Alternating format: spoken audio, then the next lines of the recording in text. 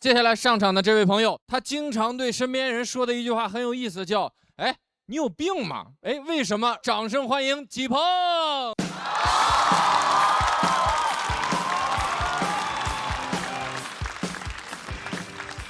大家好，我是一个来自内蒙的三甲中医院的中医。真是中医啊，别问了啊，中医治不了脱发，别问了。有的也能治啊，当大夫压力特别大，是吧？你看我为什么劝人学医天打雷劈啊？你看我还不明白吗？对吧？你说我一个90后，但怎么这儿排练过是怎么？怎么了？90年的，行吧？哎，没有人冒充90年的，那不像90后，也不是我的责任，对吧？你说我长得胖，那是我专门吃成这样的吗？不是，从小就胖，第一次看见镜子里面就有一个胖子。我减肥难是因为我这个基因啊和那些从小就瘦的人不一样，真我发现了，我跟那些从小就瘦的人没法交流。啊，我有一个朋友，哎呦，从小就瘦，哎呀，那瘦的呀，怎么形容呢？就是那贵宾站起来了，对，也留一个那个咸鱼那样那个贵宾头。对，我就是嫉妒，行吧？啊，他说话有时候我跟他没法交流。哇，前两天中午碰着他了，就随口打个招呼，我就哟，这不斌哥吗？啊，中午吃什么了？中午吃了吗？他说那话我都听不懂。啊，中午啊，我没吃，我忘了，这是人话吗？他吃饭能忘？这不有个闹钟呢吗？这是。我这辈子就没因为任何一件事儿耽误过任何一顿饭。吃饭就是我的正事儿，就连初恋跟我分手那天。哎呀，我就感觉天都塌了，我人都碎了，我瘫那儿就不能动了，我一直躺着，一直躺着，一直躺着，到中午12点自己就起来了。当时脑里头就一个想法，哎呀，赶紧让我死吧，哎呀，但绝不是饿死。所以我当时我就问他啊，要不你瘦呢？一顿不吃能忘了是吧？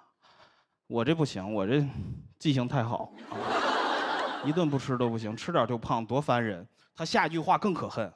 啊，你想瘦啊？那还不简单吗？你每顿吃7分饱不就行了？这就更不是人话了。什么叫7分饱啊？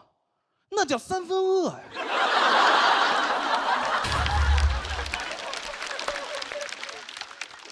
我还饿着呢。我就不明白这个7分饱是哪儿来的？那几分饱，难道不应该从饱的那一瞬间开始算吗？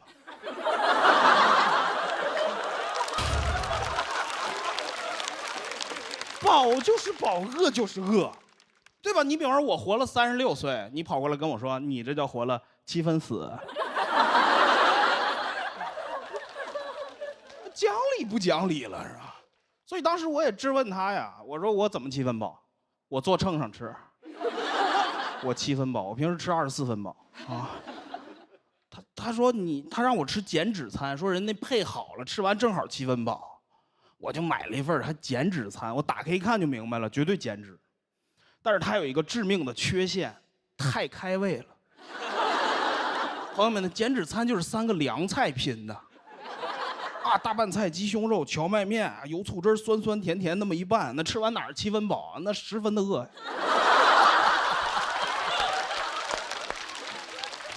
你们知道吗？在我们内蒙，吃完这3样就必须要上肘子了。这一份减脂餐吃进去，我这身体马上就调整到迎接肘子的状态了。好家伙，这减脂餐主菜就是一沙拉，朋友们，那沙拉真的是人类的食物吗？那沙拉会不会是有毒啊？为什么我每次吃完沙拉肚子是鼓的，心是空的？我把我这辈子委屈事儿都想起来了。吃完我这减脂餐赶紧睡觉是吧？睡着不就不饿了吗？我趁那菜叶子在里头还有点支撑性，我赶紧睡觉。哎呀，睡到后半夜我就感觉我这个肚子里啊有一只手在找肘子啊，我就感觉我的胃在拽我的食道，肘子呢？我都做噩梦啊，就一只手顺着食道往上爬呀，肘子。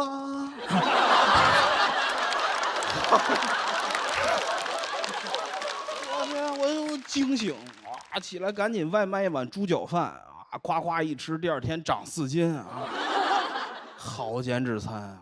天啊，七分饱啊，减脂餐。朋友们，你们如果没有体会过一只手在肚子里找肘子的感觉啊，你轻易不要过来跟我说怎么减肥。我跟你说，网上那些减肥小妙招啊，都是那些从小就瘦的人编出来的。我能看出来，那说的都是胡话。我研究好长时间减肥了，人就这么告诉我，直眉瞪眼告诉我，减肥最好的方法是带着饥饿感入睡。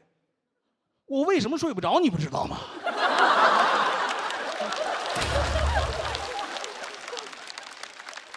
我不是让饿醒的吗？你让我带我就带呀，带着饥饿感入睡，你怎么不让我带着金牌直接晋级呢？他们我就感觉大部分人理解不了我对食物的感受，真的，我真发现了。前两天微博上看一热搜，哎呀，那热搜说，我都没有想到有那么多人有那种想法，我真的理解不了。他居然说什么？他说可乐只有第一口最好喝。他说3块一罐可乐，第一口能值2.5块，我就不明白了，那可乐哪口不好喝呀？我咋觉得每一口都那么好喝呢？而且我一般喝可乐也就用2口。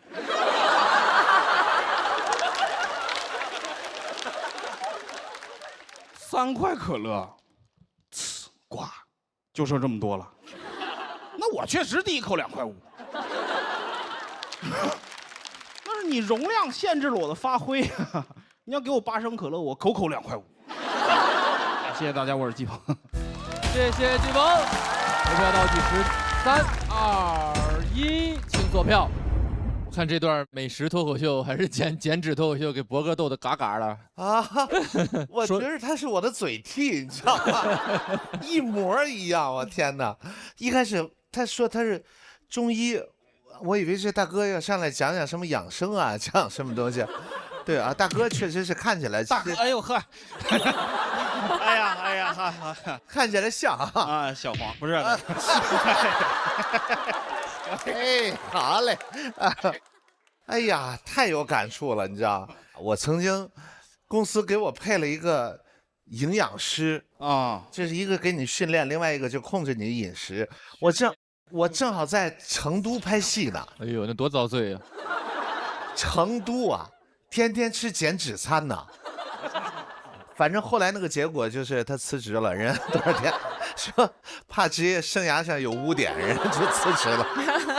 但很难得的是，鲁豫老师也频频点头，您应该没有任何共鸣才对。你看这个就很神奇嘛。作为一个瘦子，在一个自己完全没有资格发言的领域里面，居然感受到深深的共鸣，这难道不是喜剧的神奇之处吗？对呀，就是我全程引起深深的共鸣。就他说那个在肚子里面找肘子的那个感觉，虽然我没找过吧，但是他怎么就能通过他的描述让你深深有了那种共情？所以说你胃里边生出过那只手来过吗？小时候应该有过，我觉得小时候应该有过。大林应该咱都有过哈。太有过了，我比您小6岁啊，我30。但是您这个应用场景是在哪？您为什么打算减肥呢？减了吗？没减，是瘦一点的中医显得更医术更高一点是吗？仙风道骨一些是吧？就是从科学上来说，还是应该瘦嘛。哦，哎，对，这我现在老听说有那种中医减肥，这是一什么原理啊？中医减肥主要是忌口啊。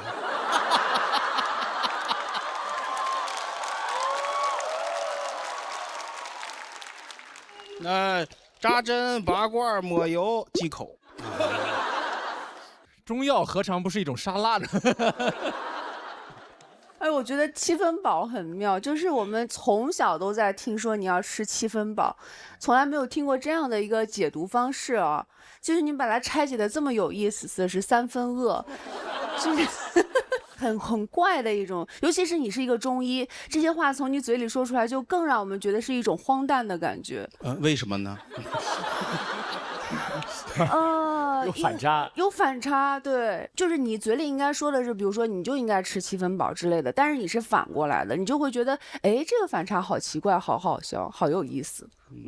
应该吃7分饱，我是做不到。但是我特别理解他说的那个7分饱跟饱没有关系，你知道吧？这个在你们听起来是个梗，在我听起来是个真理。真的就是7分，它就是没饱啊，它跟饱有什么关系？那7分饱不叫饱，那3分饿那是真饿呀。对对对对对，那7分饱能叫饱吗？那我这7分发怎么？好，有没有人会挑战吉鹏呢？我们请看大屏幕。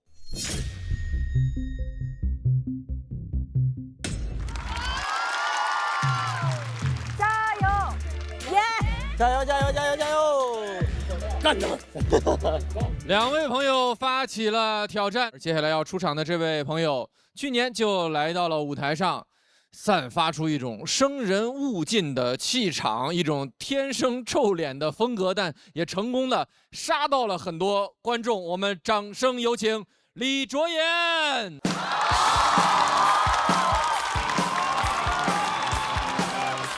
巴黎时装周走呢。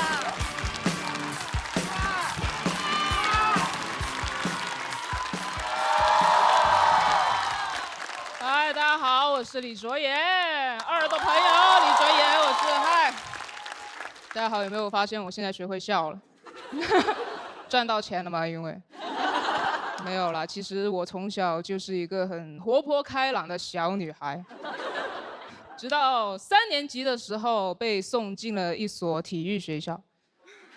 当然，之所以能进体校，肯定是因为有天赋嘛。我从小学习超差。2年级有一次语文测验只考了30多分，什么概念呢？我是在广州念书的，我同班的黑人同学都及格了，成绩贴出来，黑哥们笑了，我恼羞成怒，指着他说：“我说你其实就是广州人晒黑了而已吧。”杰克逊，老师让我虚心一点，向杰克逊讨教一下语文该怎么学。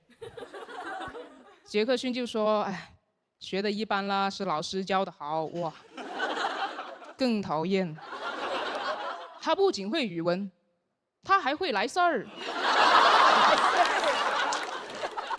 所以为了上一所不至于太差的中学嘛，我只能当一个体育特长生了。因此我进的体校不是那种什么冠军的摇篮，我去的体校是那种，哎，你实在不行就送他去体校吧的那种体校，是为了弥补小学生上不了技校的遗憾而存在。我的项目是乒乓球嘛，其实当时田径队跟乒乓球队都愿意收留我，我果断抛弃田径，因为我不想再跟黑人竞争了。但加入乒乓球队之后，我妈对我的期待一下子拉得很高。我觉得有期待是正常的，但太高了，像找茬了已经。她不拿我跟邻居家的孩子比，但她拿我跟邓亚萍比。邓亚萍，奥运冠军，我觉得我妈也太忘本了吧。我说，哎妈，咱来这儿不是为了小升初吗？冲刺奥运的吗？现在要。每次我妈看到邓亚萍的代言广告，都会指着说，她说你看看人家啊，你看看你。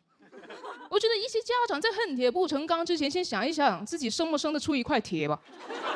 所以我当时看到那些代言广告的时候，我还蛮生气的。我想，怎么印的全是邓亚萍啊？就不能印邓亚萍他爸妈吗？你们知道吗？邓亚萍他爸妈也打乒乓球，而且打得相当不错，能称得上是小邓亚萍了。他爸妈。我妈呢，混的都没有我现在好。都称不上是个大李卓妍。我觉得大李卓妍听上去很像是一个地方旅游大使，有发现吗？李唐丁真，大李卓妍，刘洋教主，幽默。我没有乒乓球天赋。我没有乒乓球天赋，其实我当时就该选田径，因为我唯一练出来的体育技能是逃跑。我妈会去看我打比赛嘛，然后为了她激励我，比赛之前会跟我谈条件。她说，如果你一会儿赢不了的话，就别喊我妈。所以只要每次输了，回家路上我阿姨就会一直骂我。但因为她不懂乒乓球啊，骂不出花样来的，来来去去就只有一句：你怎么打的？你怎么打的？有一次持续的太久了，我觉得已经不像是在骂我，像在真诚发问。你怎么打的啊？怎么打的呀？你刚刚，说你是怎么打的？我本来输球已经很烦了，我忍不住顶嘴，我说干嘛？你想学吗？于是我怎么打的不重要了，他怎么打我知道了。他完全进入了狂暴阶段，变身为了一条衔尾蛇。你们知道什么是衔尾蛇吗？就是那种会叼着自己的尾巴，然后形成一个环的那种蛇。我妈化身为衔尾蛇的一个表现，就是她会开始说一些始于自己又回到自己身上的脏话。她开始用一些带妈的词儿来骂我。就他在骂我的时候，完全抛弃了自己身为母亲的身份。他好先锋啊！早早就明白，他首先是他自己，其次才是我老母。他当时真的边打边骂，难以招架。他是天下武功唯快不破。我当时在大街上捂着耳朵撒腿就跑，我相信，只要我够快。我妈跟我老母都追不上我。你们可以想象一下那个场景的，挺难的，一点都不简单。就是我不需要双臂的摆动，居然能跑得又快又稳。我打什么乒乓球啊？我把手一剁去残运会跑去啊！我应该。其实我现在长大之后，还做了很多让我妈失望的事情。比如她其实不喜欢我讲脱口秀，但是去年我上节目之后，她就开始疯狂炫耀。他发过一条朋友圈，他说：“我从没想过，居然能拥有这么优秀的女儿。”哇，他好灵活啊！他骂我的时候，他是他自己；夸我了，又成了我母亲。然后直到第2轮，我不是跟那个翟佳宁打 PK 淘汰了吗？然后他就问我：“你怎么打的？你怎么打？”烦死了，又拿我跟冠军比。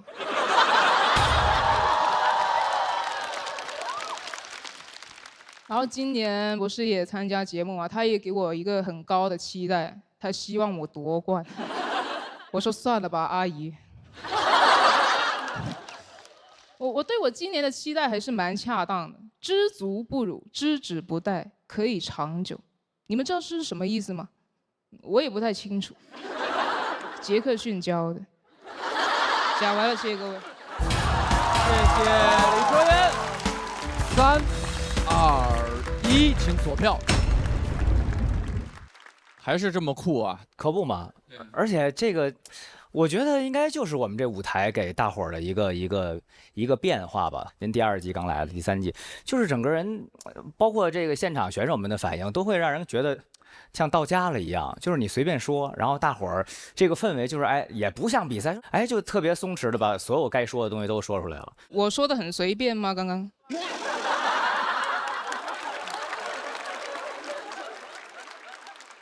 我不太善言辞，我问问杰克逊去，我开玩笑，逗你玩的。哎呀，幽默。我觉得越来越漂亮了。哦，谢谢。然后也越来越松弛了。我觉得你之前真的是很冷酷的状态，但是今天我觉得装的啦，是一种那种姐姐杀我的人设，是吗？犯法啦，那个律师在上面就。别聊这些。嗨，嗨，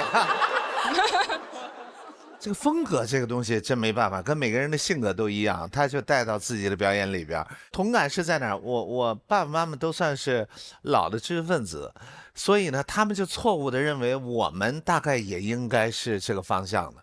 我估计我爸我妈从小就认为我早晚是清华北大的，知道吧？就是他这个期待，老跟冠军放在一块儿也是一样的。那阿姨现在会失望吗？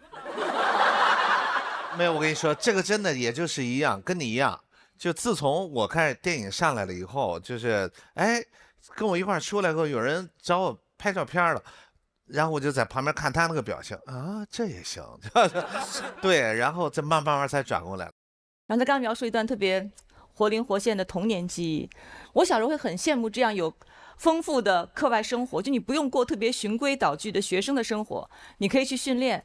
所以每个小孩你永远不知道另外一个小孩在过着怎样的人生，会因为陌生产生羡慕。就是我那种生活。那倒没有。卓妍我觉得是一个有特别独特鲜明的，包括舞台形象，包括整个外在造型特别统一而且很酷的一个单口喜剧演员，我觉得非常棒。谢谢李卓妍。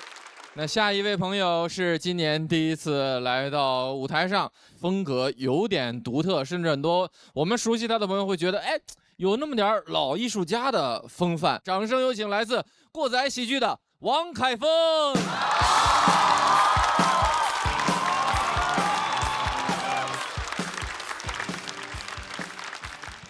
谢谢大家。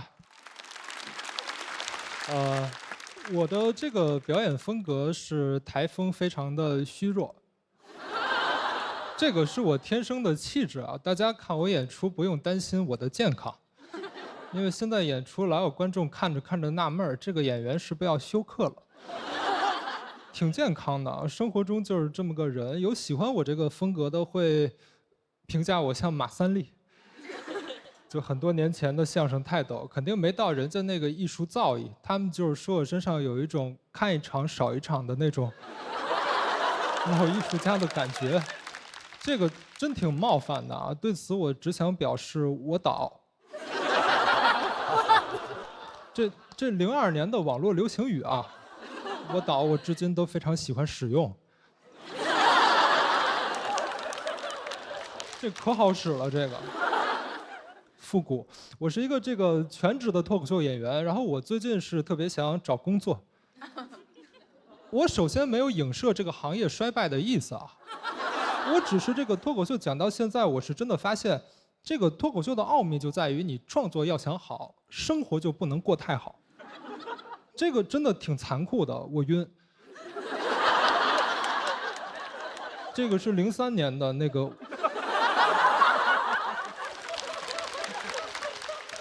我导的升级版，这个更俏皮一些。所以你明白这意思是吧？工作很重要，得找一个工作让自己吃点苦才行。有一些找工作的设想，首先我的第一个设想就非常的艰苦，第一个设想是创业。创业我具体的赛道是餐饮。哎呦，太苦了！想了一个非常新的概念啊，这个大家一定跟上我的思路啊。我准备在线下开一家早餐的买手店，就是早晨买入各种美味的早点，下午晚上去卖。这个太厉害了，很多人生命的痛点就是有些美食起晚了吃不着了。你比如说油条豆腐脑，对吧？麦当劳猪柳蛋卖满分。这个最好吃了，我上一次吃是高考那天。本来还想卖其他的，还想卖那个鸡蛋灌饼。有没有吃过北方的那种烤炉鸡蛋灌饼？圆的特别好吃。这个现在卖不了了，现在这个做鸡蛋灌饼的都太狡猾了，他们现在白天不收摊儿。我们就没有竞争力了，因为首先他们成本更低，我们的货就是从他们那儿进的。其次，他们的货比我们的脆。我囧。这个是08年的年度词汇啊，这个08年是网络流行语的黄金年代。明白这意思是吧？早餐的买手店理念就是让大家在除了早晨以外的任何时段都能吃上早点。店名我都想好了，就叫早饭就该睡前吃。英文名叫早 C 晚 A， 就是早餐晚安的意思。这个行吗？行，真行啊！我现在差一个投资，因为我不打算赔自己的钱。还有另一个设想，这个更加浪漫一些啊，打算当一个深夜里的那种脑洞作家。脑洞作家，我每天都熬夜啊。这个就是我身体虚弱的秘诀。熬夜熬多了，就发现熬夜有好处的。人在深夜会迸发出很多那种脑洞和哲思，你就感觉世俗就是有一个误区，它就是默认熬夜没有早起勤奋。早晨你看见公园里有一个人跟那儿800标兵奔北坡，哎，你会觉得这个出早功练声呢非常勤奋，但你要是大半夜看见有一人跟那儿，800标兵奔北坡，你就会感觉他是不是真看见了？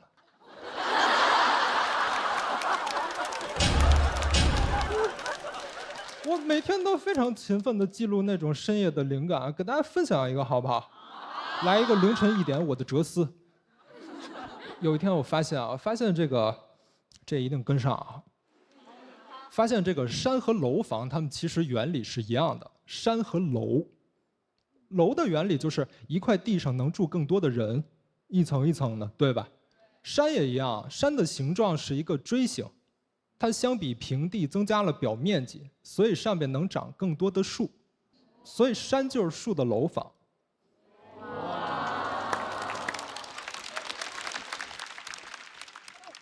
这个感觉有点像乞讨，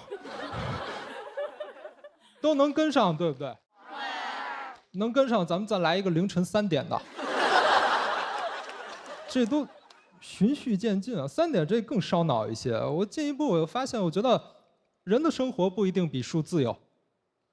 我们的古人把山里的树制成了书籍，然后书籍指导人类盖起了楼房，搬进了楼房，也就被困在了2点一线的生活里。有没有可能，其实这一切都是树的阴谋？就是树想把人类困在2点一线的生活里，谁叫人类首先砍伐了树木？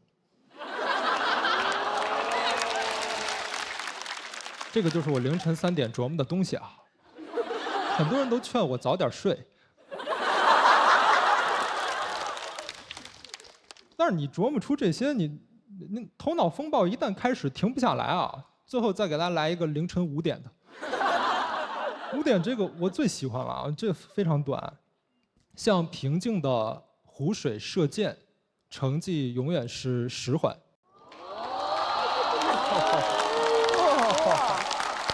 说的就是那个涟漪，特别像一个靶子，箭落在哪里，哪里就是靶心。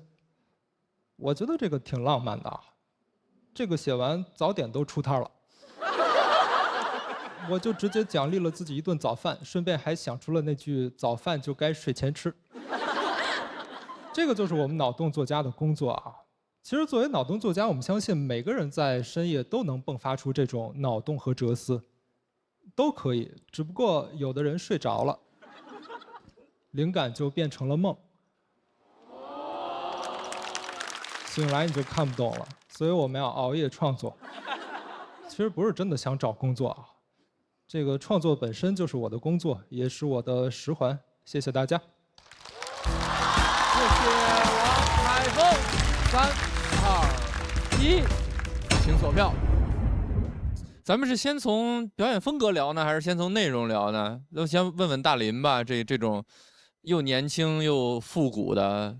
哦，对，是我这特好奇，您贵庚啊？您高寿？这个26岁。这是算着。那您26岁怎么能知道这么多？刚才现场观众都不了解的，什么02、03、08，喜欢考古，您是2岁开始上网。您的这个节奏其实是很酷，我觉得，啊，他这个一直在延宕，但是他就到那个点儿，好像还真就卡在那个 timing 上了。他很象形，反正是。就是这个箭射到湖水里会产生那个涟漪呀，它会就是那800个标兵，到了北坡之后就是那个状态。你现在体会到我们刚刚的感受了吧？说迷糊了。你这下面的这些选手应该了解，他平时就这性格还是？那普拉斯说说吧，这也是你们过载的朋友。是因为他这样，我们才签的他。喜欢凯峰，超喜欢，特别无法改变，就是让他做他自己啊。他跟你那性格完全是，我们俩性格完全相反，他是一个特别不一样的风格，然后也有自己创作上面的坚持和逻辑。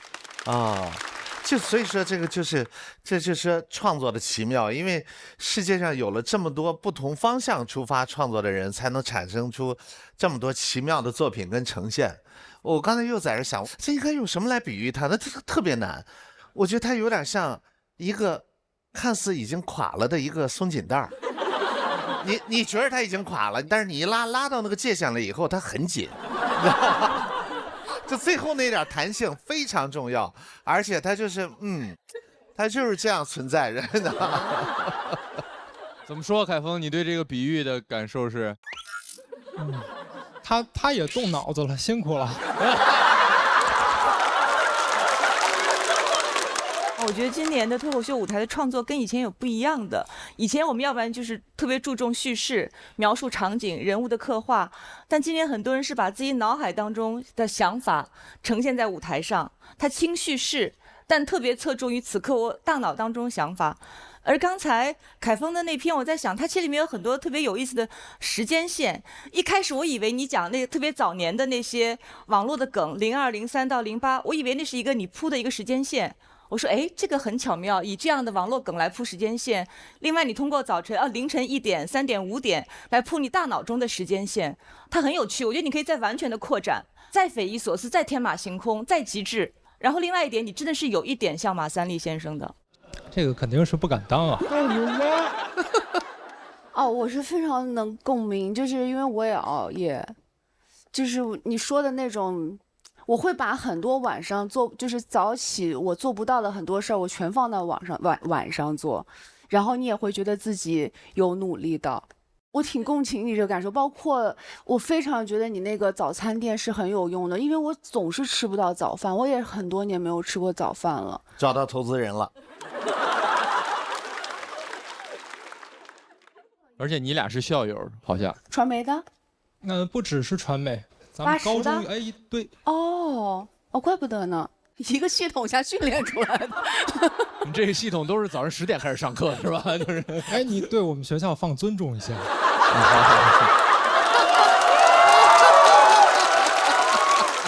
以上言论不代表上海交通大学啊。太棒了，太棒了，非常喜欢。凯峰啊，因为跟我认识很长时间了，我们大概认识6年了。然后6年前呢，他就是这个风格，他非常怪，他有的时候我们那时候演完出，他会就是在我走之前，他说付航，我说哎，然后走了之后，我已经下楼了，然后我就打上车了，他给我发一条微信说再见，就是你就琢磨吧，哎，你就琢磨吧，很可爱。现在在我心里边，就是昨天呢，咱们喜单就有4怪，林简七，完了之后咸鱼。还有多多卡卡，但我觉得要跟凯峰相比，多多就必须要退位了。那凯峰演完，咱们这一组的对决要出个结果了，不知道会发生什么样的结果？看看观众朋友今天给他们的结果是，我们请看大屏幕。哇，这么近呢？咬太紧了吧！我们先恭喜季鹏171票，李卓言170票，王凯峰167票，也谢谢2位的精彩表演。很遗憾，按照规则，请2位先前往带领区。我们恭喜90后的季鹏拿到这个直接晋级的名额，请前往你的晋级区。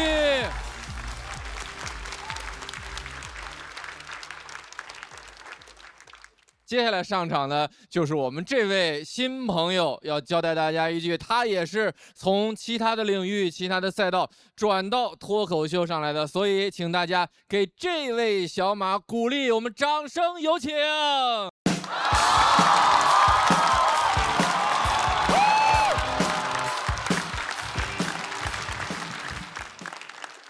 Hello， 大家好，我叫小马，相信大家能看得出来啊，长得男女小少的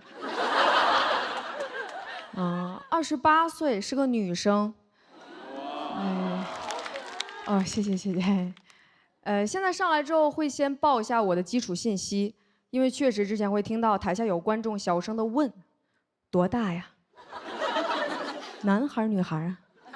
我就感觉我刚在台上被接生出来了。平时也经常会被认成小朋友，我遇到过那种特别执着的人，就他一旦认定我是小朋友，他就认定我是小朋友。前2天我去买菜，遇到了一个大姐，大姐看见我就说：“这么小就一个人出来买菜啊？”我是个大人，真懂事儿。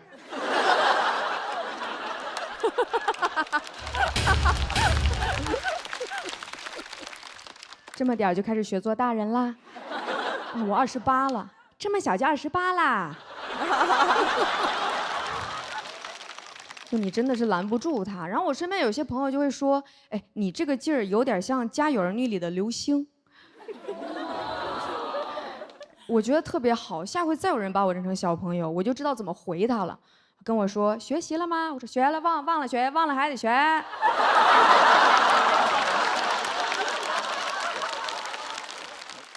我去理发店，托尼老师问我小朋友头发怎么弄啊？我想把这玩意儿成绿的。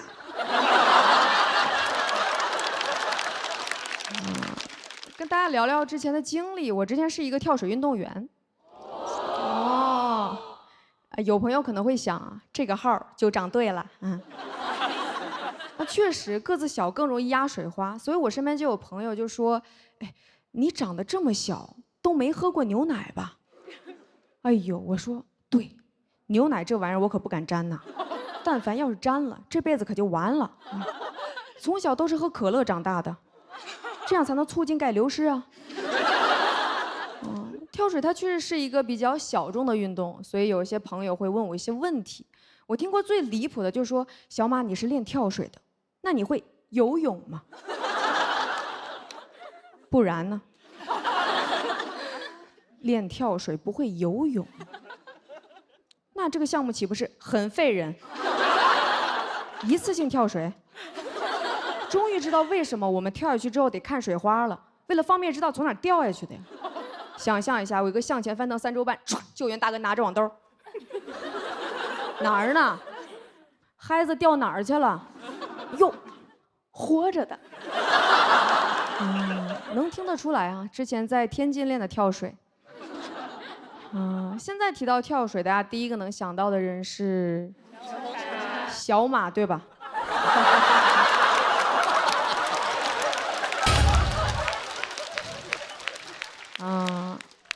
我听到了啊，全红婵大家都知道全红婵是奥运会冠军，我之前得过亚洲锦标赛冠军。哎呦，谢谢。成绩还行，但确实没多少人认识。我这个成绩的知名度就相当于音乐圈的诞增尼玛。就这种感觉。他是好声音第7届的冠军今天因为有我，他变得更有名了。我主要跳的项目是10米台，比我高一点我教练跟我说，你这个小个儿就适合跳10米台，你比那些高个儿的灵活。你想，你跟姚明同时在空中旋转，你翻腾720接转体，他翻腾720接120。告诉我，女子10米跳台这个项目的黄金身高是1.4米或者1.5米，1.4米奥运冠军，1.5米亚锦赛冠军，1.6米应该是沾牛奶了。所以为了挑到这样的好苗子，我都能感受到教练对于小个子的那种痴迷。我去参加选拔的时候，看见一个教练跟另外一个教练说：“哎，那孩子的身高是个好苗子，你看他爸妈捡东西都没弯腰。”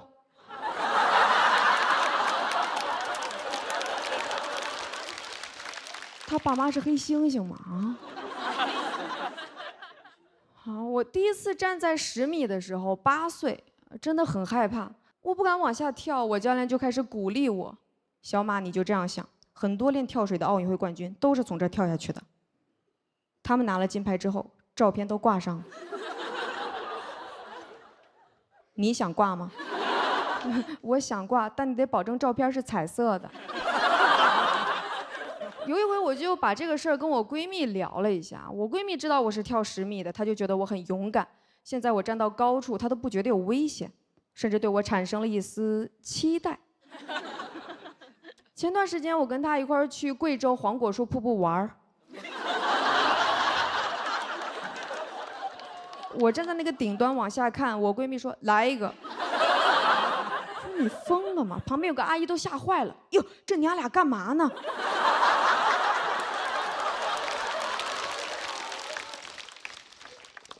我是个大人，我买票来的。哎呦，真懂事儿。我其实练跳水练了11年，然后每天都是好不容易爬到10米，2秒就跳下来了。我就感觉我好像每天努力往上爬，就是为了这2秒。我闺蜜跟我说：“哎，不要这么悲观。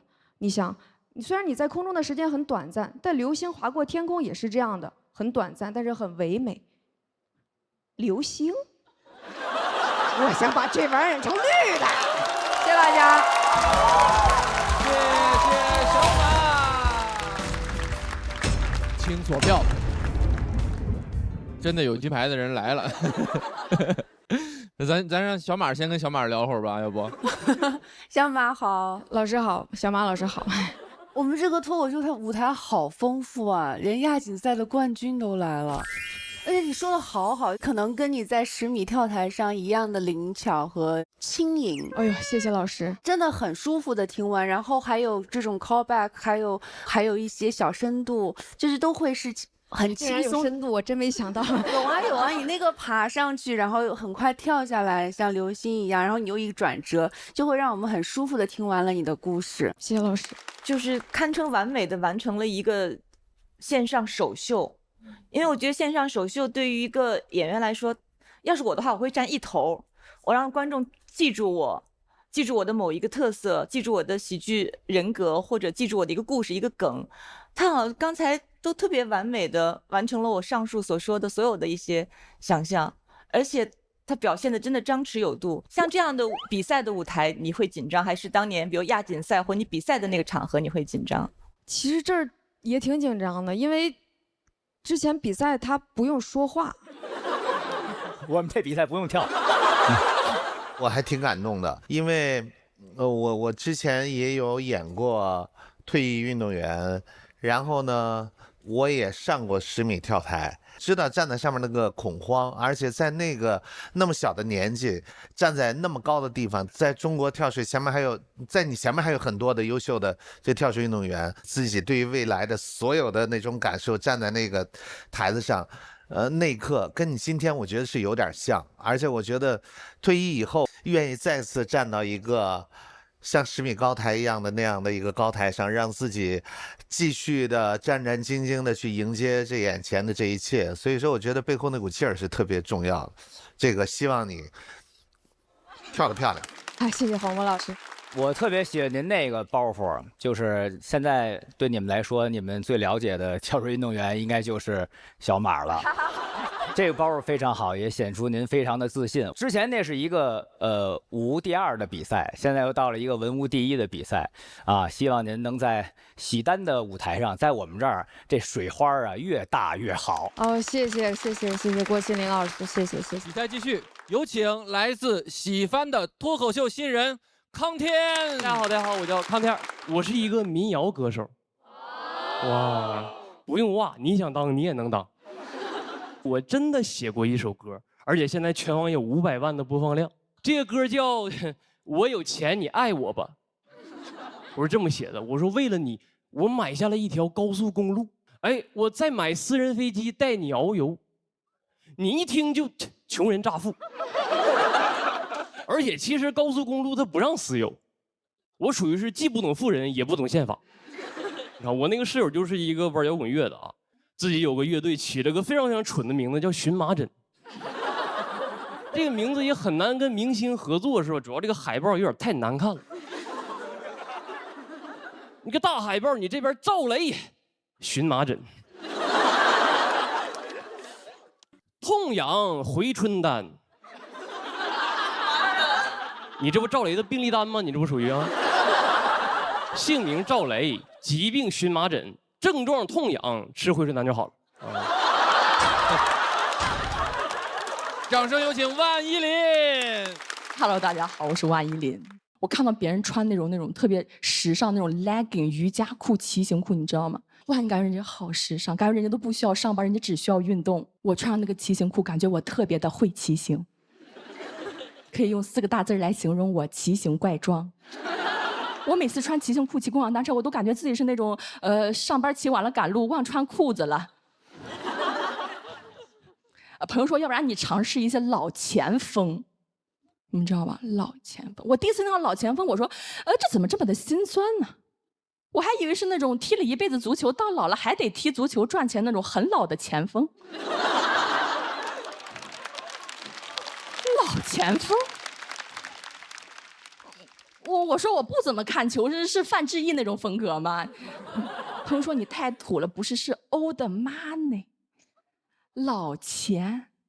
哇，我就想象自己，你知道吗，在那种英国的庄园里面，然后我的仆人还要给我倒一个红茶，跟我说什么小姐，爱德华伯爵已经在来的路上了。然后我就喝着那个红茶，我就 well， 感觉特别的优雅，是吧？但我经常穿上老钱，就特别像我家隔壁邻居老张、老王和老钱。我们看一看观众给这组对决给出了怎样的结果，请看大屏幕。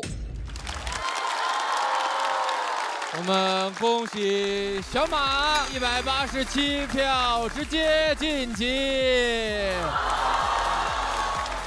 虽然过往的职业生涯中已经拿到过很多比赛的金牌了，但是毕竟是新的职业，是吧？毕竟是新的舞台，拿到一场胜利仍然是非常开心的。怎么了？这边的小马？那像跟他两个叔叔坐在一起。不夏东海吗？旁边这个。那造成这个误会，你俩都有责任。各位朋友来着了，这是这一轮最后一轮魔王挑战。这位朋友不光在舞台上陪伴了我们3年，也用他的脱口秀陪更多人走过了他们的中女时代。掌声有请小鹿。我很庆幸自己今年还是回来了喜单3的第1期，因为我会觉得大家又丰富了很多，而且大家还是在线下演了很多年，攒的很好的东西在这里绽放，我就觉得哇，就是砰砰砰砰砰又开始放烟花了，我就觉得很幸福。就是你会很希望呈现出一个很好的这种对决。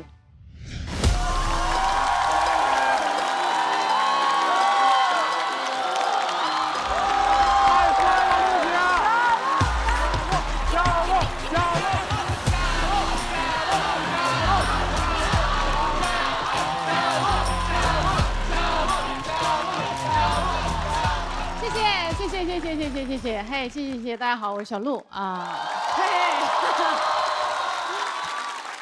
我最近呢在备孕啊，这句话你们是不是感觉什么时候在哪里听过？就是去年的这个时候，在这里听过，还有前年的这个时候，在这里也听过啊。1年又1年过去，我的项目还没落地，我现在像个备孕界的老赖。再宽限我几天，下个月肯定怀。我现在久备不孕啊，家里人都不催了，他们甚至会开始帮我打圆场了。有那种亲戚问过来说：“哎呦，小鹿他们是不是身体有问题啊？”我爸妈：“哎呦，没问题，他们身体没问题。”哎呦，这现在大环境有问题啊，什么 AI 外卖预制菜啊，还有她老公托马斯他们家英国祖坟风水有问题啊，别听他俩瞎说什么备孕，其实私底下烟酒都来。我从来都不抽烟啊，现在也不喝酒了，每天都喝中药，扎针灸，吃叶酸，补充维生素 A、B、C、D、E、钙、铁、锌、硒、辅、镁、Q、10，基本每天送服一张元素周期表。我的身体在炼丹，再过3年我能生下一颗魔丸。我现在太补了，现在托马斯亲我一口都要流鼻血。亲完之后，哦呦，好上头的女人。托马斯也在喝中药。这个外国人喝了人生中第1口中药，就理解了为什么中国人形容努力要说吃苦。他现在吃的苦中苦，就为人造人。也理解了比冰美式更苦的只有热中式。我听说塑料包装里的微塑料是有可能会导致不孕的，所以我现在全面拒绝。刚才在后台，演员递过一瓶瓶装水，我说不用了，我在备孕。他看了看那瓶水，以为自己递的是一瓶避子汤，又看了看我，那个眼神好像我是那种冷宫里的风妃。就在他的想象中，我肯定每天都在加微塑料，微塑料，杀了微塑料。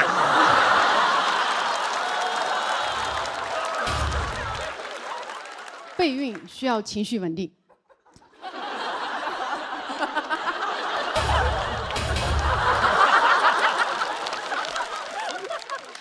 脱口秀最重要的就是情绪不稳定，所以我现在呢减少了演出啊，现在每天11点前睡觉，不上社交媒体，不喜欢的人就不理，拒绝有效社交，停止向外证明，全面自我中心。再这么发展下去，要么孩子出生，要么我出家。我朋友听完我的备孕日常之后跟我说：“哇，你现在好爱自己呀！”我说：“啊，爱啥呀？我都是为了备孕。”他说：“你就是为了自己呀，你在善待和照顾自己。你想想，你现在都愿意为了自己暂缓事业生孩子了，还说不爱，妈呀，磕到了！我不爱江山爱自己，我披着备孕的皮行爱自己之时，霸道自己爱上我。重生之我在苏州河畔爱上久备不孕的自己。哇，好先锋的 CP 啊！我写出这个段子的时候，我觉得 AI 永远都替代不了我，因为 AI 不会爱自己 ，AI 就没有自己。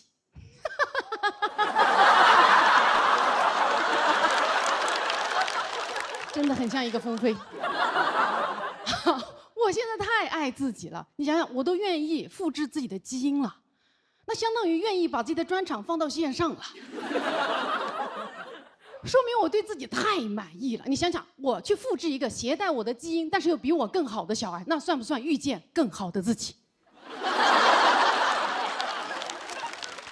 家人们，不要爱抽象的自己，去备具体的孕。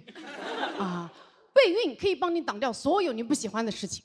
哎，你出去应酬，别人让你喝酒，你说啊不用了，我最近在爱自己，听起来像个走火入魔的嬷嬷。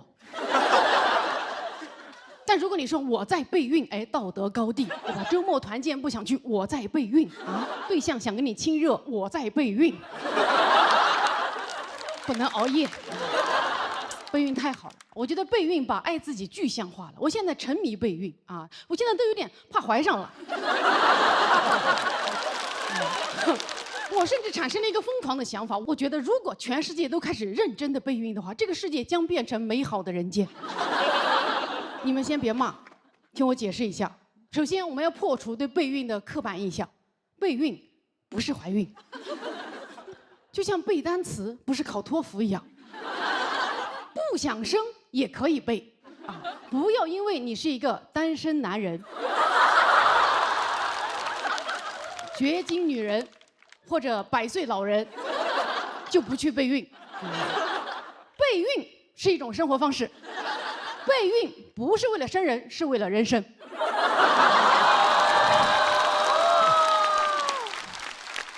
如果全世界都开始认真备孕，世界和平，战争都打不起来，因为备孕的人上不了战场。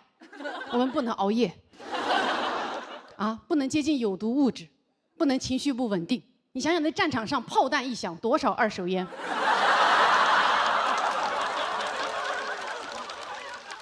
无人机一炸，多少微塑料？啊，那坦克一开过来，你情绪多激动啊！看到举着坦克的吴京。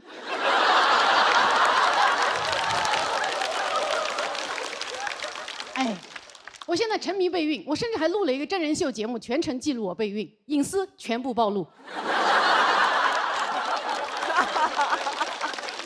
托马斯啊，检查出了一些生育问题，非常的有损生育。我现在不能透露，反正播出你们看吧。可以说是一举推翻了大家对于外国男人的刻板印象。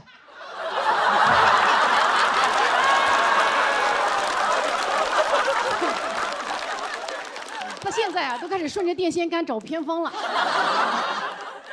都说备孕的压力要越小越好。我这么真人秀、脱口秀的昭告天下之后呢，确实很难压力小了。啊，以前观众见到我啊，小鹿喜欢你，以后观众见到我啊，小鹿。加油！托马斯，你更是。总有朋友劝我说放松一点，说孩子呀，往往就是你最放松的时候就来了。真的吗？我最放松的状态，那就是熬夜、喝酒、吃外卖。啊，什么最放松？越放松的时候越能怀。那我这辈子最容易怀孕的时间，那就是我高考结束那个夏天。不可能，托马斯还在上小学。我真的不知道该怎么放松的干成一件事情，因为我人生所有的经验都是这种竭尽全力之后先苦后甜，所以我会觉得这种久备不孕、苦尽甘来遇到你，才是我的孩子该拿的人生剧本。我希望我的孩子以后出生之后说的第一句话就是干了。备孕啊，改变了我很多。其实现在除了备孕之外的事情，我都放松了很多。比如说像今天魔王挑战赛，谁想来打败我什么的，我都非常的理解并祝福。非常的理解啊，大家都来吧啊！毕竟谁不想打败一个久备不孕的脆弱女人呢？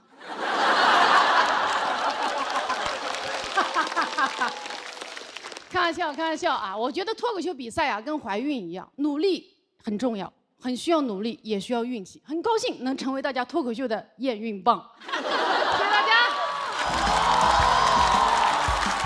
谢谢小鹿。坐票，咱快点聊，然后你就该休息休息，好吧？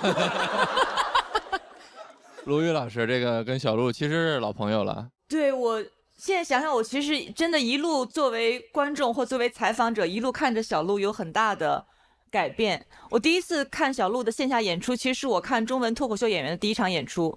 就是女儿红对对对，在北京。然后我上一次见小鹿是她拿了第2名之后，我们做了一个采访，眼中花树。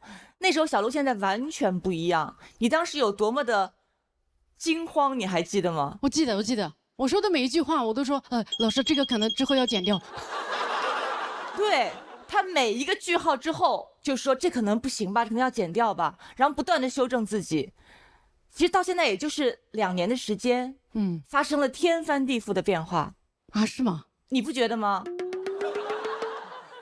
你今天的表达多么的畅快自由，然后也很勇敢，太棒了，像个风飞。这难道不是人生的最高境界吗？最好的状态吗？对对对对，为你高兴。谢谢，我也很开心。自己现在我觉得状态比原来松弛很多。其实像今天比赛我也很紧张，我在台上也是麻了，但是我原来在后台我就会觉得怎么这么没有出息。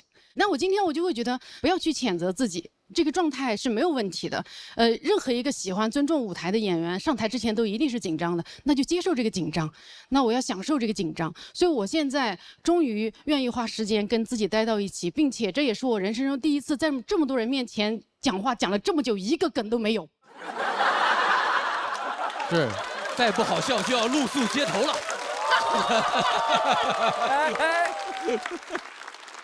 我的天哪，你这能量太强了！他既好笑，又能是从另外一个角度去看待这个世界，这个真的是挺难的，就是能把生活的这些细微，从走过的路上，从砖头缝里边，从鞋印里边把它抠出来，重新整理出来，这是一个挺难、挺了不起的一个事儿。痕迹学，谢谢。非常喜欢小鹿。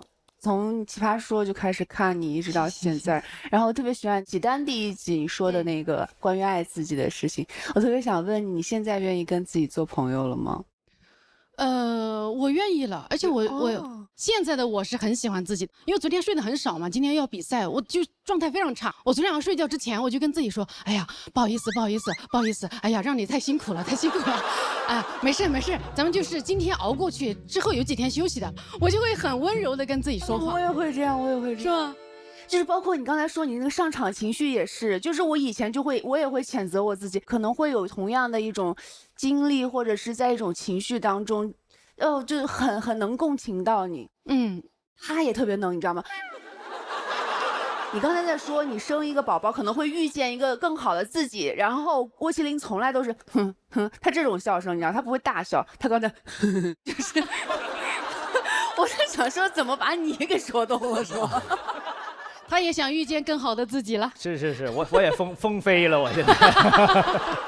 其实我觉得小鹿姐刚才就是后边这段 talking， 我其实感触更大了。如同我这第3次来到咱们这节目，然后点在于哪儿呢？因为我特怕自己过时，我也挺自诩是一个比较有意思的人吧。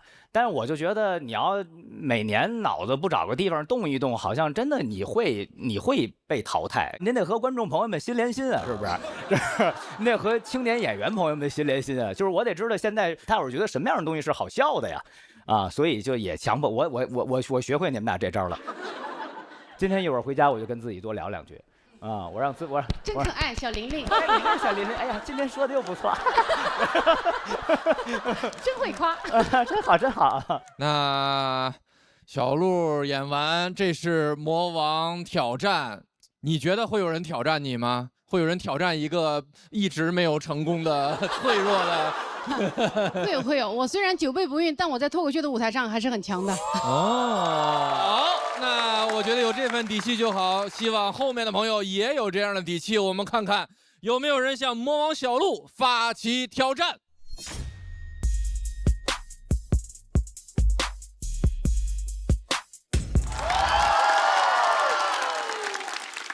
2位猛士，而且徐指导应该是在去年就向你发起过一轮挑战。对对。那接下来要上场的这一位呢，他这1、2年也都是凭借着这些轻盈的想法、精巧的文本，收获了很多观众的喜欢。我们掌声有请陈数。Hello， 大家好，我是陈数，我还是陈数，我又是陈数，我是陈数3.0，内存更大。想改变一下吧，想收获点改变吧。可能今年再好好努力一下，以后能够更自由一点。我越来越好了，你会越来越好吗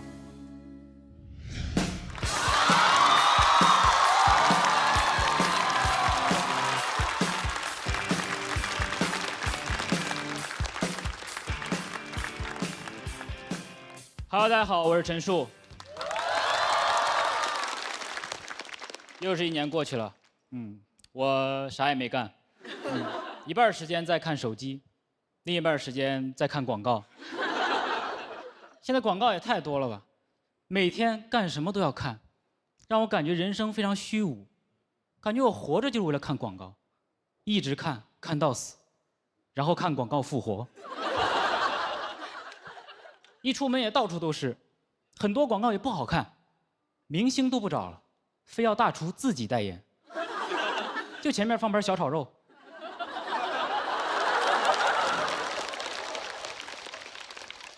然后老板在后面，我都不知道要看哪个，一个荤菜，一个素人，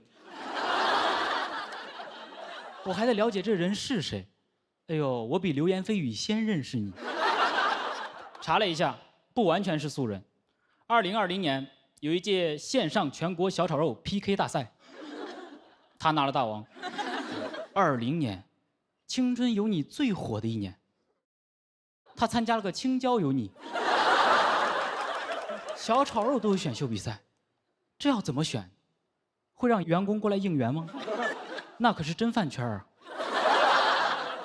老板在上面做菜，员工在下面，哥哥加油，加油！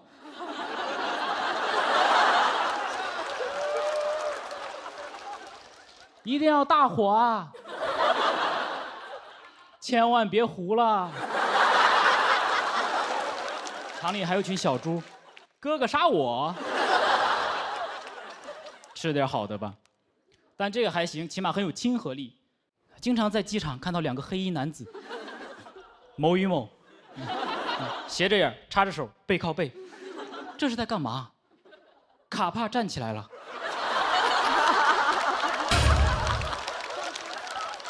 我都看不懂，这就是他们对客户的态度吗？靠背。他俩这样，我不会想看第2眼的。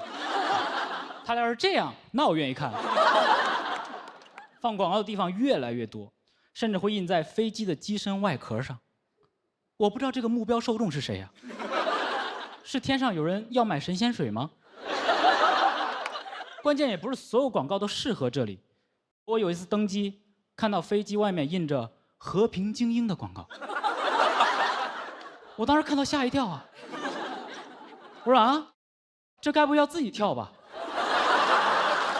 不光外面，飞机里面座椅的椅背上也会放。那是我看过时间最长的广告，从北京看到上海，这也是一种北上广。关键你很难不注意到它。我一坐下来，广告就离我这么近；前面坐下来，离我这么近了。人肉推送过来一条广告，直接推到我的门牙上。睁眼一看，口腔正畸，广告很有效，现场就矫正了。即使不出门，你啥也不干，还是会有广告，对吧？你待在家里，你躺在床上，你什么也不干，你躺一天，你没事吧？有时候好不容易休息一下，刷会儿手机，开屏广告；看会儿电视，开屏广告。单身20多年，只有广告对我开屏。广告对我是真爱，广告对我强制爱。他想让我不论干什么之前都先看一眼他，还是个高需求宝宝。我必须耐心，不能不看，不然他就生气，说：“那你去找别人吧。”就给我跳转到别的软件了。很讨厌，但广告只在我休息的时候出现，从来不在我工作的时候打断我。我打开 Word， 打开 PPT， 第一个页面就是开始。不是，我广告呢，我弹窗呢，谁说我要开始了？到这一步我就已经累了困了，想喝点东西。还有那种线上会议软件，直接就是加入会议、快速会议，一点秒进。我广告呢，会议能开2个小时，广告呢。这时候该放一个广告了吧？换工作，跟别的老板谈。你很难专心沉浸的看内容。为什么现在这么多 ADHD？ 就是看广告看的。AD 广告 ，HD 高清。ADHD 广告好多。总有朋友跟我说，我有注意力缺陷障碍。我说你就是广告看上火了，怕上火呢，就多开点会员。但开也不管用，对吧？现在想不看广告是不可能的，因为现在不是导演中心制，也不是编剧中心制，现在就是广告中心制，对吧？你在平台上，你看到再好的剧、再大的咖，但你只要一暂停，他们就会缩到一个小角落里。地位高下立判，对吧？不管你是男主还是女主，看见广告主就得给广告主子请安了。综艺也是，每年这么多演员，真的是给大家带来欢笑的吗？顺便，逢场作戏罢了。我们挖掘自我，献祭家人，层层筛选，互相残杀，最后站上舞台，拿起麦克，就是为能在这里也夹上一个广告。办的根本不是脱口秀比赛，是拳击比赛。我们站上来就是为了能在每回合开始的时候，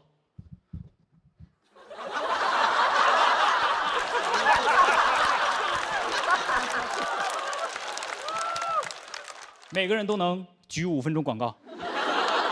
作为一个普通人，我无法忍受那么多的广告，除非是我代言的。谢谢。谢谢陈数，3、2、1，请锁票。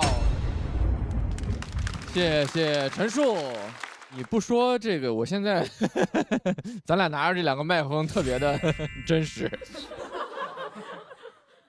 怎么这么淡的朋友决定燃一下挑战了小鹿啊？首先是觉得会好看一点吧，节目这样好看一点，然后也3年了嘛，也该整点不一样的了，对。该有点变化了。每年都是那样的话，感觉自己会有点无聊。因为我觉得大林可能也能感受到这个变化，是不是？我觉得特别好，因为他最开始给我们的感觉是那种特佛系的，然后讲点什么，反正我有一点看法，然后呢，不管你们认可不认可，我讲给你们听。现在就是感觉和大家的，这也不能说叫共鸣，就是他的这些个锋利程度比过去更甚了。你是这3年逐渐成长起来的锋利，还是说之前其实也有就是不惜的说？其实我每次写段子都会设计非常多的呈现，但前2年从来没有使用过，因为每次都失败。今年终于勇敢的。对，最初就是想到这个会很好玩，然后就弄了一下。那今年的尝试很成功，谢谢。您单飞的尝试也非常成功。我是每年都有这个想法，年年付出实践，不然的尖酸刻薄啊！是我招你了我。哎，你那个 HG 说的是0.7吗？对，很多人了。哦，因为0.7的表演里有提到这个事情，因为你们俩是不是关系很好？曾经。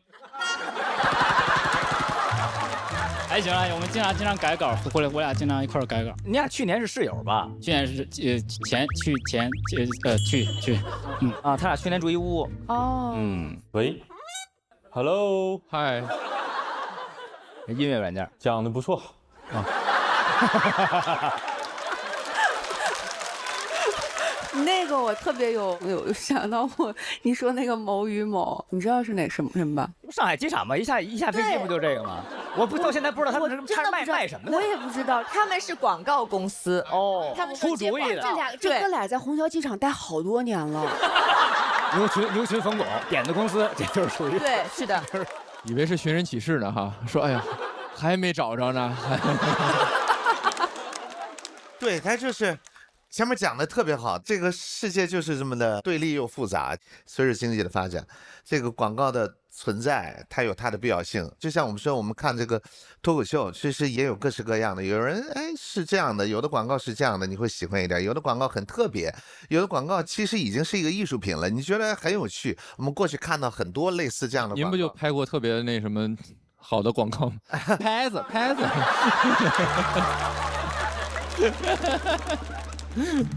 对，就那个带跟的牌子说声对不起，从来没说过。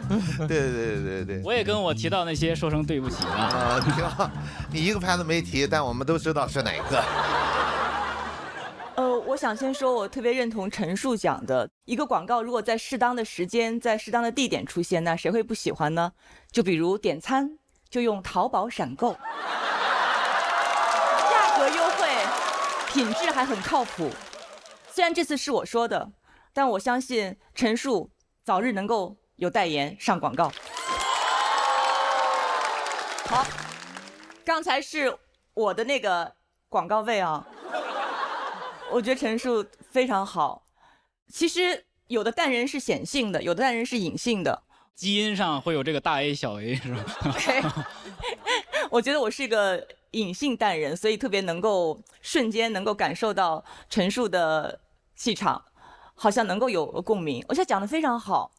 其实一个广告是我们在熟悉的一件事儿，而且有人讲过，小品演过，但是他翻出新的花样来。就你加的那个，在工作的时候打开 Word， 打开那些文档，进入会议的时候，的确没有任何人阻拦我。对，直接就进去了。而且我日常我是个超没有耐心的人，但是当他需要我去购买、去充会员的时候，我就忍着，我就死的看完那90秒广告。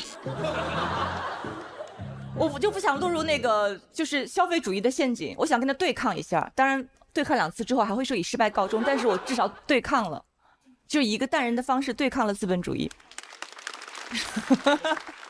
偷偷的对抗，偷偷的对抗了一下，没有成功，以身入局。对，我觉得陈述非常好，这是我第一次在线下看你的演出，感受很好。哦，谢谢。好嘞，那谢谢陈述的表演。接下来要上场的这一位呢，也是这轮魔王挑战的最后一位演员，所以请所有的朋友给他热情，好吗？这位朋友去年要避开爷爷徐德伦的锋芒，今年重返赛场，他要夺回属于自己的一切。掌声有请徐指导。大家好，我叫徐指导，我今年第2年来节目了。去年整体人特别拘谨，就是我不是很松弛，也不是很舒服。然后今年到目前为止，我整个人还算是比较松弛自然。第1轮我还是想 PK 一些稍微厉害点的演员。去年我也第1轮挑战小鹿老师挑战魔王赛失败了。徐指导和宋万博虽然是非常优秀的成绩了，但是因为票数没有超过魔王的票数，要暂时到我们的待定区。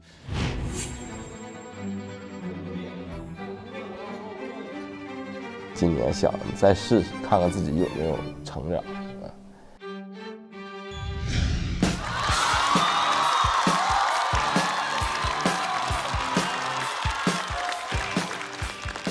哎，楼上楼下朋友们，你们好，我是徐指导。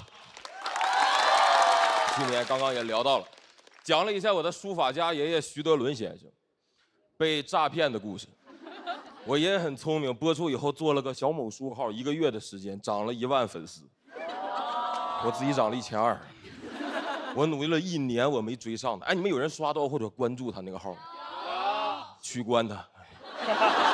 就我现在都分不清我家谁上的节目。那天看到个营销号发我的视频，标题叫徐德伦孙子脱口秀。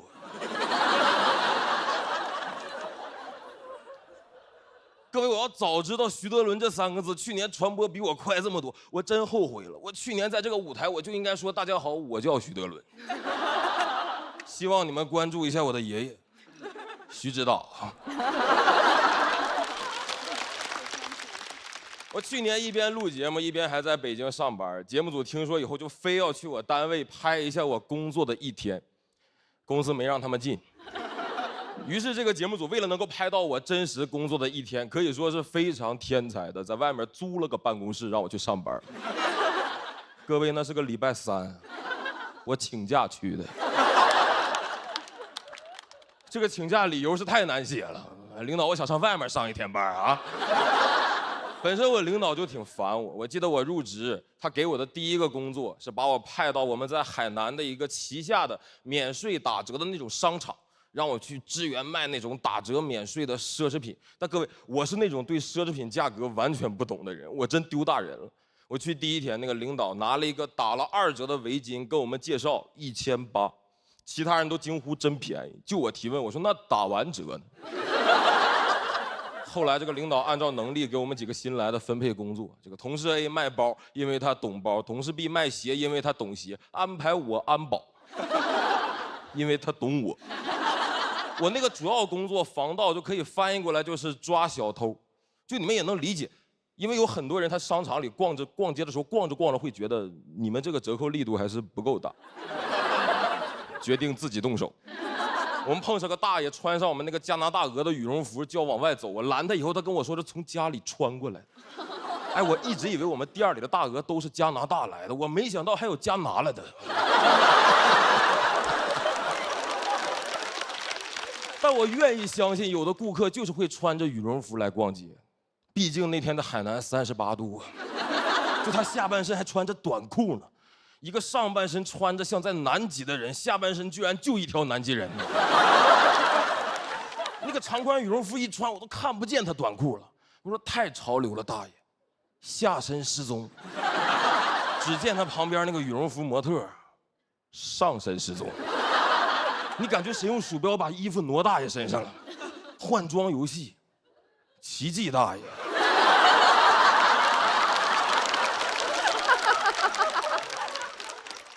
穿的暖暖，大爷第2天卷土重来，那是更加凶猛，从帽子到鞋全是我们店里的。就他往外一走，我以为哪个模特活了，而且我觉得他直接扒模特身上，这个偷东西方式也太可怕了。你说我哪天要是站在那个店门口站岗，我要是一动不动，过了一会儿安保服给我穿走了啊！每天过来扒2件衣服，大爷，我天天就得防他扒衣服。我那阵那个工作干得跟个阿凡提一样，我天天就研究怎么智斗这个八一老爷。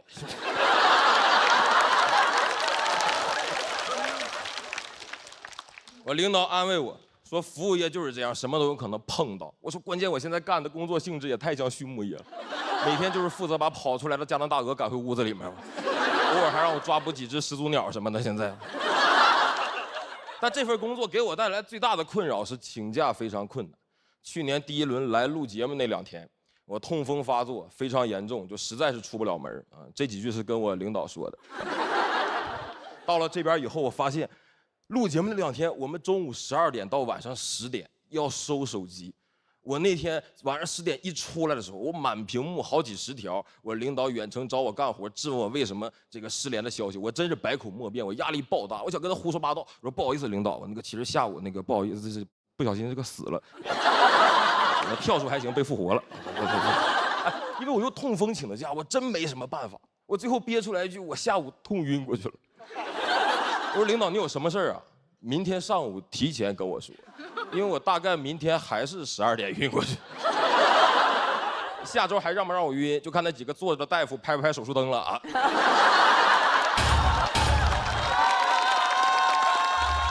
妙手回春，妙手回春。但我说实话，我去年就是用的那种合法合规的年假来的。我不大理解为什么有的领导你用这种合法合规的年假，他会拼命的刨根问底问你的理由。我说家里有点私事儿，什么私事儿？出去旅游，去哪旅游？我说陕西，陕西有什么可玩的？我说陕西有秦始皇陵啊，我得去看看那些不让手下休息的暴君是怎么死的。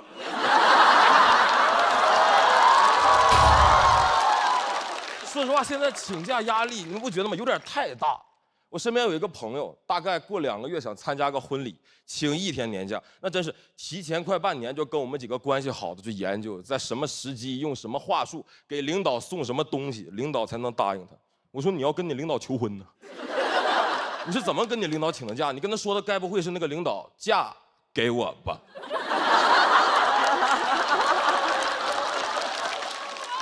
领导但凡一犹豫，我们在边上帮着起哄，嫁给他，嫁给他，嫁给他。以后我请假，你们几个都来啊！我说，那你以后没病也能请下来病假了，毕竟嫁给你是无论健康或疾病嘛。但病假是我心理压力最大的一种假，就我从来不敢休病假，请到我病完全好透那天，因为那样没法跟领导证明我病过。我前段时间崴脚还挺严重，拄了几天拐。我请完病假以后，我休完以后，刚好隔了个周末，就我恢复有点太快了。我上班那天我有点健步如飞了。那天我内耗了一早上，我决定在公司楼下找个医疗器械店再买套拐。但各位，装瘸这个事儿啊，真的很容易忘的。我当时发现那个打卡机还有20-30秒算我上班迟到，一群新同事看着我扛着双拐飞奔，那个姿势像一个拉黄包车的忘带车了。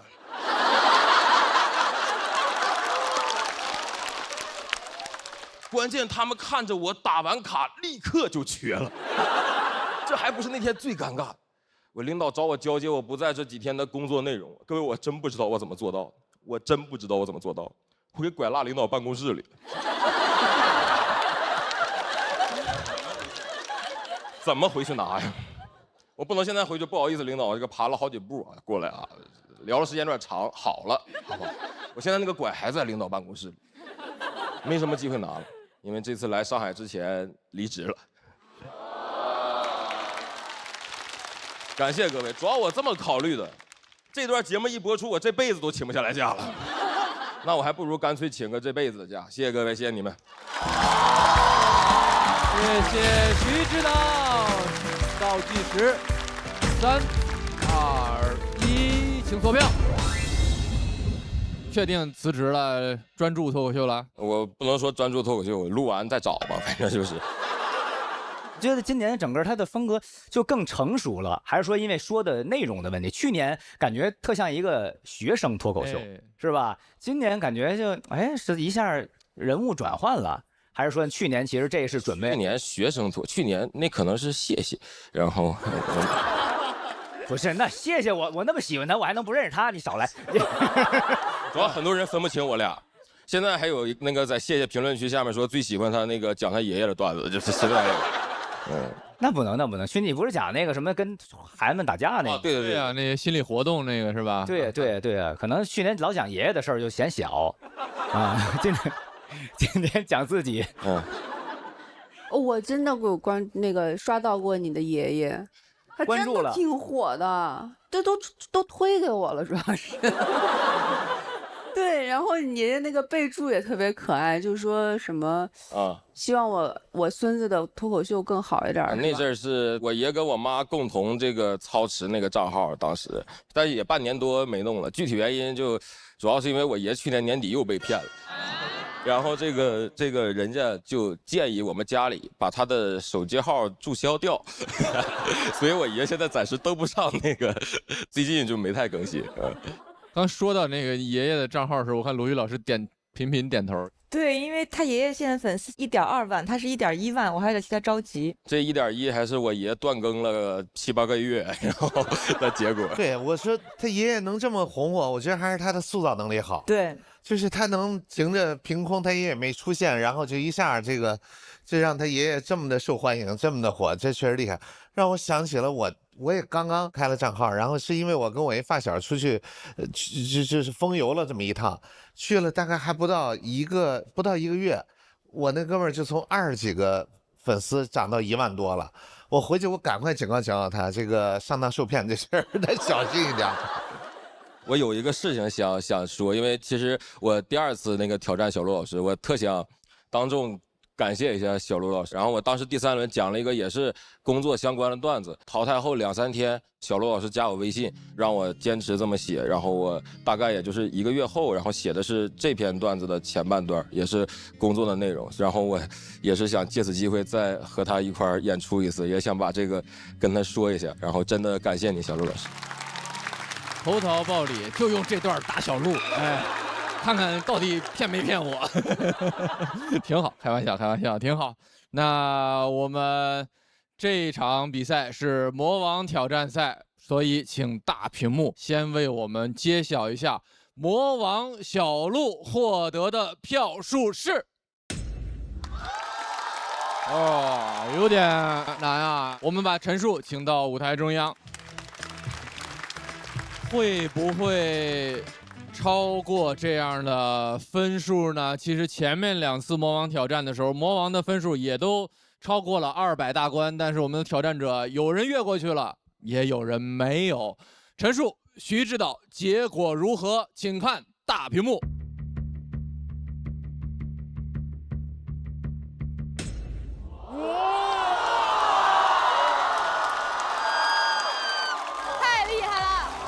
我们恭喜徐指导209票。我就说徐指导行，徐指导，我最喜欢徐指导了。同时，陈数197票也是非常非常优秀的成绩，很棒，给这一季开了一个好头。当然，规则如此，很遗憾，我们要先请陈数前往休息区。请小鹿为他颁发金牌。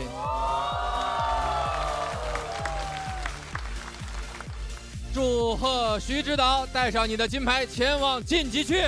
哎，好，我先说2句啊，你先晋级吧，啊。对，我还是稍微补2句，因为我非常非常开心被徐指导打败，因为我觉得徐指导他从第1季到现在，其实你作为创作者你是能感受到他每一句话没有一个字是废话，都非常工整、非常精致的在写段子。我希望这样认真写段子、认真做脱口秀的演员走得越来越远，被更多的人看到。非常恭喜他，非常非常喜欢你，很高兴成为你的验孕棒。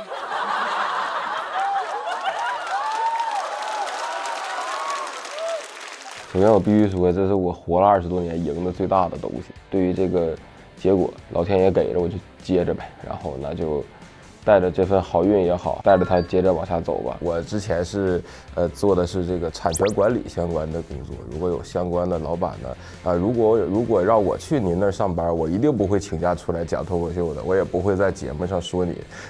我希望我可以通过这份工作找到另一份饭碗，然后第2期盲盒抢金赛的上半场到这里就结束了，我们再次恭喜本场以及之前所有晋级的演员朋友们，恭喜！上半场精彩纷呈，有抢金，有新朋友，有老朋友，也有魔王带给我们的精彩表演。再次感谢上半场为我们奉献演出的所有演员，也感谢所有参与的观众朋友，谢谢你们！谢谢4位气氛组组长，谢谢庞博的主持，给庞博最热烈的掌声！下半场精彩继续，加油啊！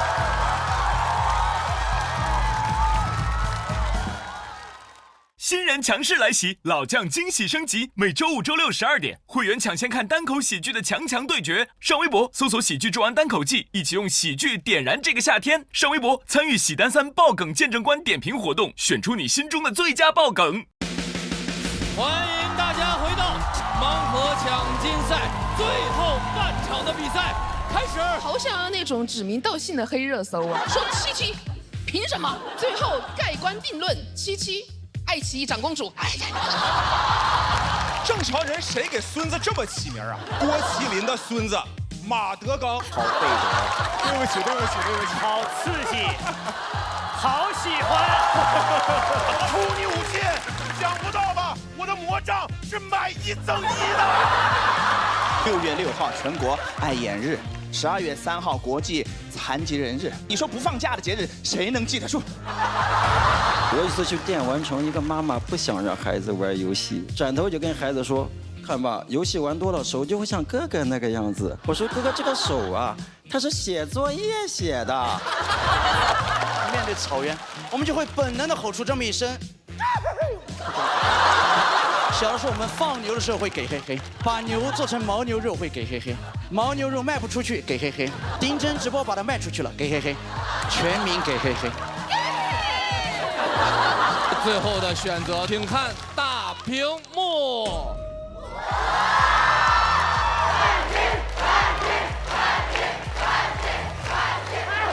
还没有上台表演的演员，你们将开启车轮战，角逐最后一个直接晋级的席位。这是天崩开局。没有。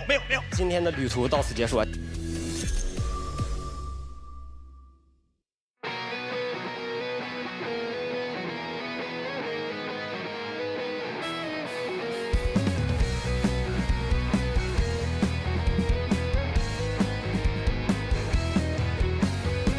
看到吗？台上是谁在领奖？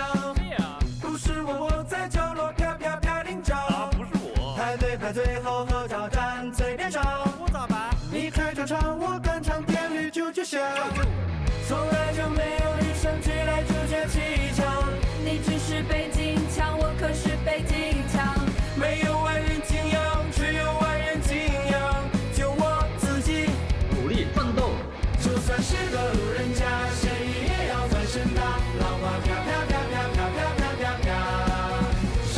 每周一12点，会员专享喜剧演员们收工后的走心饭局。电视看爱奇艺就用奇异果 TV，享真奇映画 Max 高品质视听，解锁100种追踪方式，你的私人定制尽在爱奇艺综艺。来爱奇艺创作中心投稿《喜剧之王单口季》第3季，2创视频赢现金奖励。海外用户下载爱奇艺国际版，多语言字幕，更多独家内容抢先看，更多节目精彩资讯尽在新浪娱乐微博综艺、新浪综艺，百度一下你就知道。上百度 APP 搜索《喜剧之王单口季》第3季，看更多精彩内容。独家中文百科合作平台，上百度搜索《喜剧之王单口季》第3季，精彩内容尽在百度百科。上新浪新闻客端搜索《喜剧之王单口季》第3季，看节目更多精彩内容。上前程无忧无要照，找高薪工作，赚到你笑。下载网易小蜜蜂，看年轻人的朋友圈，拥有到词典 AI 同传，外教课堂轻松听懂，跨国会议无碍沟通。我是贾宁。